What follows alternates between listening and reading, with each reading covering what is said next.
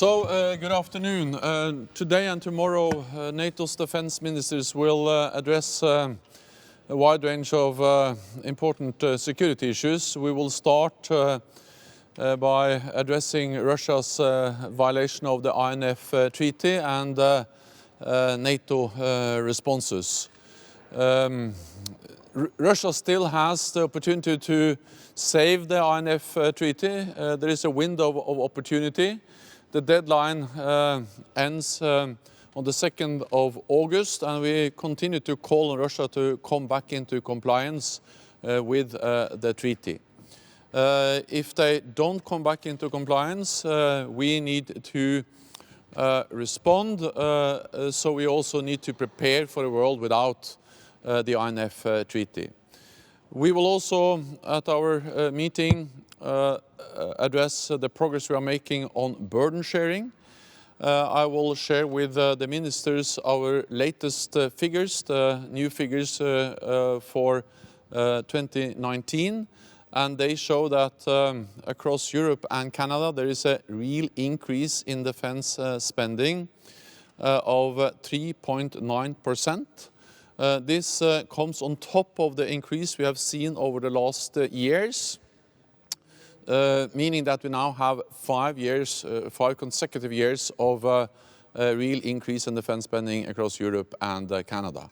This is good progress. We have to make sure that this progress continues. We will also address and discuss how we can continue to modernize the alliance, including our deterrence and defense, space policy, adopt the first ever framework for NATO's space policy, and also issues related to technology, disruptive emerging technologies, and NATO's way to handle the challenges we see related to that. We will also meet our Russia support partners, the partners that are together with us in Afghanistan. We are closer to a peace deal now than we have ever been before in Afghanistan, and all NATO allies strongly support the peace efforts. And the best way to do that is to continue to stay committed to Afghanistan, to continue to provide political support, but also to continue to support the Afghan army and security forces with trainers and with funding. And with that, I'm ready to take your questions.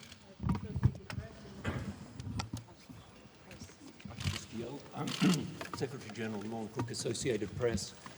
The citizens of NATO nations have been led to understand that the SSC-8 poses a very serious threat, and we would understand that that would require a very serious response as well from NATO.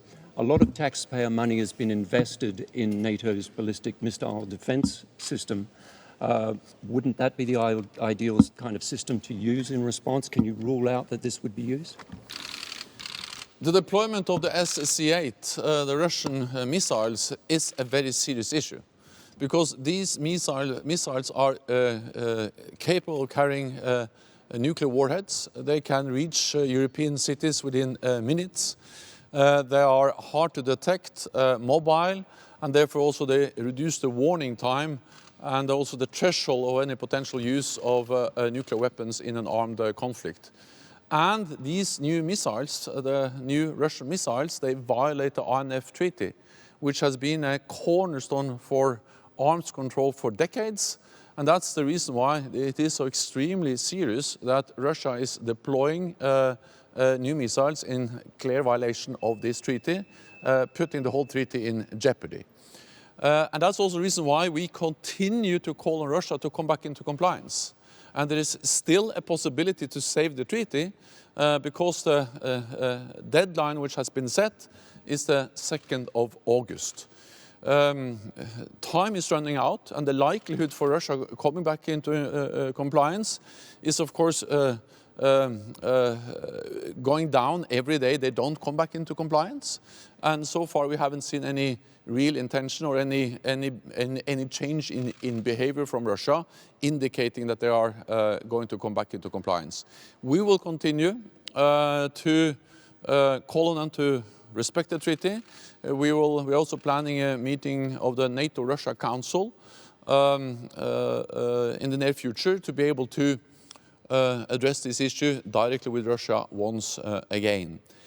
If they don't come back into compliance, then we need to respond.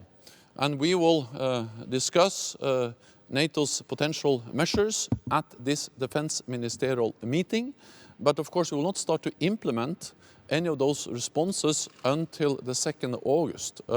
So we are preparing, we are discussing, we are considering different measures, and then we will continue to call on Russia to save the treaty. If they don't do so, we will then respond.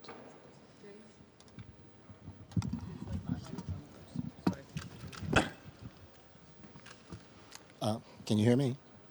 Yes, Brooks Senior, Jane's Defense Weekly. Let me reconfigure my colleague's question. NATO has spent billions on a ballistic missile defense system to confront missile threats emanating from the southeast of Europe, as we all know, from Iran and other places in that region. But if circumstances change, if relations deteriorate to the point with Russia, and if it's necessary, can that system's software and radars be reconfigured to deal with the growing Russian missile threat? Thank you. I accept that you ask questions about what concrete NATO will do if Russia doesn't come back into compliance. But I will not preempt the outcome of the discussion we will have today and tomorrow. And second, I will not now tell you exactly what we will do, because we are still focused on how we can get Russia back into compliance. And then the deadline is the 2nd of August. So I look forward to the discussion with ministers today. We will consider different measures. NATO has a wide range of potential different measures that we can implement if Russia doesn't come back into compliance. But as I said, first of all, we need the discussion among ministers today. And second, we continue to call on Russia to come back into compliance.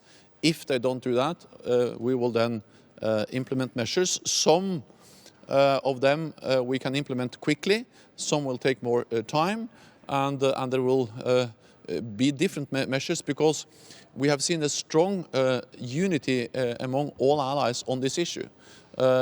In the message to Russia that they are violating the treaty, that they have to come back into compliance, and also in our support for the very clear US position that it has to have consequences when Russia is violating an arms control agreement.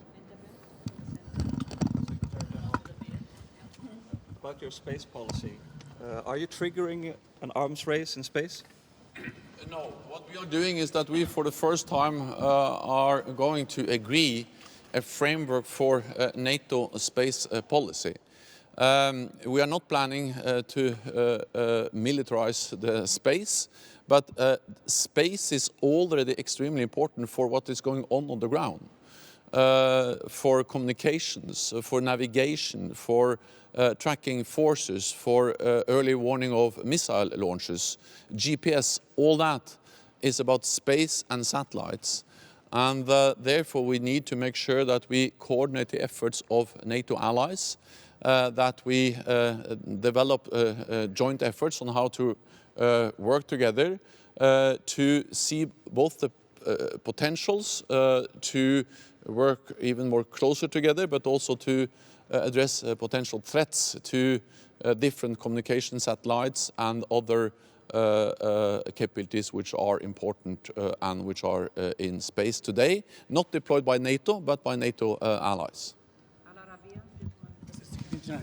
Good morning. Nordin Faridi from Al Arabiya News Channel. The Iranian official announced that by tomorrow they will speed up the enrichment of uranium activities. Plus, on July 7, they may reduce their commitment according to the nuclear deal. This is on one hand. On the other hand, you have the military escalation in the Gulf. How worried are you that the region is going to ahead of a military confrontation, and how to deal with both on the military escalation and the nuclear deal, which is in danger? So all allies are concerned about Iran's destabilizing activities in the region, its support for terrorist groups, its missiles program, and all allies agree that Iran should not develop nuclear weapons. And therefore, I also think it is extremely important, a clear message from the United States that they are ready to sit down with Iran and talk and to try to reduce tensions, because we need to avoid escalation, we need to avoid miscalculations in the Gulf, in the region, because we have seen that it is important to avoid us moving into a situation that can become even more dangerous and more difficult than the situation we see today. So allies, Iran is not formally on the NATO agenda or the agenda for this defense ministerial meeting, but I expect that it will be discussed, also because I expect that Secretary Esper of the United States will brief and update allies, so they will have an opportunity to discuss the situation in the Gulf, which is of course important for all NATO allies.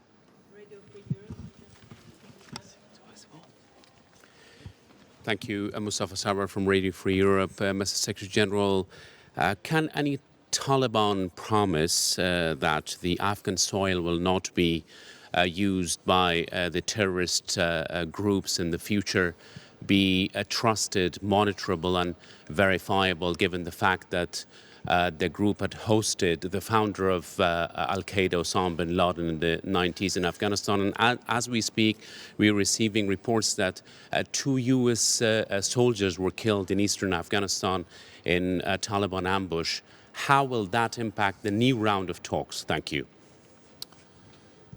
First, I think we all should welcome the fact that there are talks, because after years with actually no real peace process, we have seen over the last months that there are a real process taking place, a real process is taking place, and there are talks between Taliban and the United States.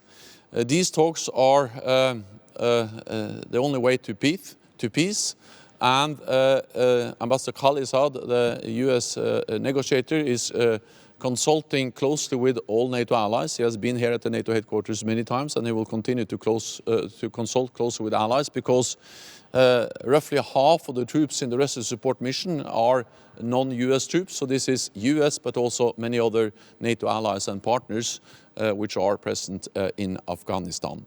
Then, of course, one of the important aspects of any potential peace deal will be how can we have mechanisms in place to make sure that it is respected, implemented, verifiable. And therefore, it's no easy way to peace, but we need a political solution. We need a negotiated solution. For NATO, the best way to support those peace efforts is to provide train, assist and advise support to the Afghan army security forces, because Taliban has to understand that they will never win on the battlefield. They have to sit down at the negotiating table. Then we NATO allies, the United States, other NATO allies and partners still suffer casualties. And I express my condolences to all those who have lost their loved ones, family members, and that just underpins the message of peace, that we are still witnessing casualties among Afghans, but also, of course, among NATO troops. Thank you very much, colleagues. That's all we have time for, but we'll see you later on in the day. Thank you. Thank you.